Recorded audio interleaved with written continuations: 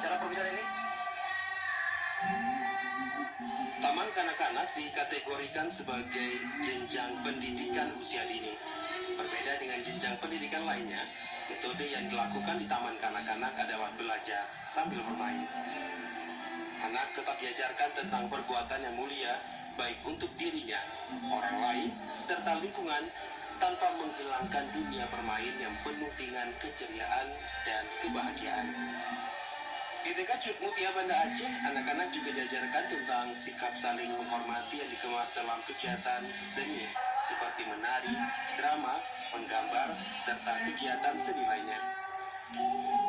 Misalnya saat pertunjukan pada perpisahan murid TK Cut Mutia dan PAUD Kurata Ayun, anak murid selain mempertunjukkan kemampuannya dalam menari tari tradisional Aceh, mereka juga membawakan tarian dari Papua hingga India. Menurut Kepala Sekolah TK Cut Mutia, Nur Hafni, ini dilakukan agar anak-anak dapat memahami bahwa mereka hidup di tengah keberagaman yang harus diketahui sekaligus dihormati. Meski demikian, pendidikan tentang Islam tetap menjadi perhatian utama pihak sekolah sebagai pijakan dalam membangun karakter anak.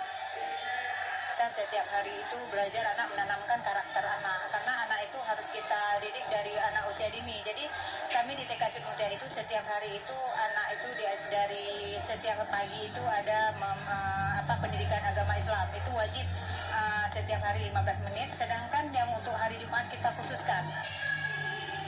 Pada tahun ajaran 2017-2018, sebanyak 130 orang anak murid TK Cut Mutia Banda Aceh telah menyelesaikan pendidikan dan akan melanjutkan pada jenjang berikutnya.